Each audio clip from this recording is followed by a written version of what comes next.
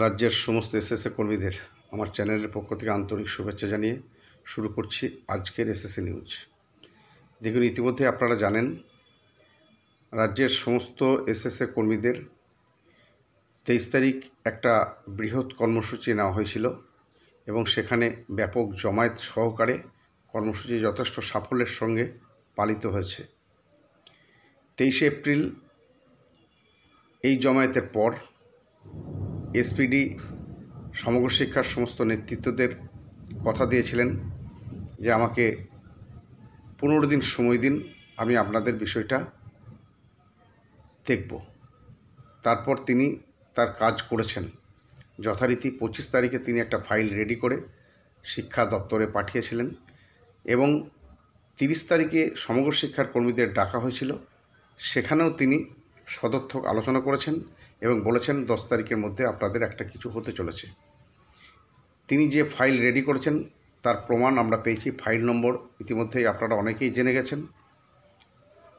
25 তারিখ তিনি ফাইলটা রেডি করেছেন 23 তারিখে কর্মসূচির পর, এবং সেই ফাইলে তিনি গতকাল 7 তারিখ যে নেতৃত্বদের ডাকা হয়েছিল তিনি পরিষ্কার বলেছেন সেই ফাইলে এডুকেশন মিনিস্টারের গ্রিন সিগন্যাল পাওয়া গেছে, অর্থাৎ আপনাদের একটা ভালো খবর খুব শীঘ্রই আসতে চলেছে। আমরা অনেকেই অধীর আগ্রহে অপেক্ষা করছি এই খবরটার জন্য। তো খবর যাই হোক, যতক্ষণ না আমাদের জিও হাতে পাচ্ছি ততক্ষণ কিন্তু আমরা নিশ্চিত হতে পারছি না।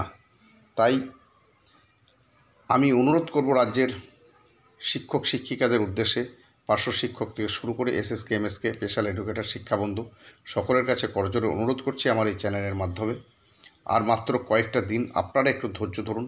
কারণ আমরা দেখতে পাচ্ছি বিভিন্ন গ্রুপে এসএসকে এমএসকে বা পার্শ্ব শিক্ষকদের বিভিন্ন গ্রুপে বিভিন্ন রকম বিভ্রান্তিমূলক খবর পরিবেশন করা হচ্ছে। এসএসকে এমএসকের গ্রুপগুলোতে বলা হচ্ছে যে বেতন বৃদ্ধি যদি হয়, সাম্মানিক বৃদ্ধি যদি হয়, সেটা শুধুমাত্র নাকি পার্শ্ব শিক্ষকদের হবে। ডক্টর আব্দুল সালাম তিনিও বলেছেন যে পার্শ্ব শিক্ষক সমন্বয় মঞ্চের একজন নেতৃত্ব, তিনি পার্শ্ব শিক্ষকদের সহযোগিতা করার জন্য এগিয়ে এসেছেন। তিনিও পার্শ্ব শিক্ষকদের কথা বলেছেন। এটা নিয়ে অনেকে ফোনও করছেন। তো যাই হোক, ডক্টর আব্দুল সালাম যেটা বলেছেন সেটা যেহেতু তিনি পার্শ্ব শিক্ষকদের সঙ্গে আছেন বা পার্শ্ব শিক্ষকদের নেতৃত্ব হিসেবে কাজ করছেন, তাই তিনি পার্শ্ব শিক্ষকদের কথা বলেছেন। তার মানে এই নয় যে শুধুমাত্র পার্শ্ব শিক্ষকদের সাম্মানিক বৃদ্ধি হবে আর করা হবে না।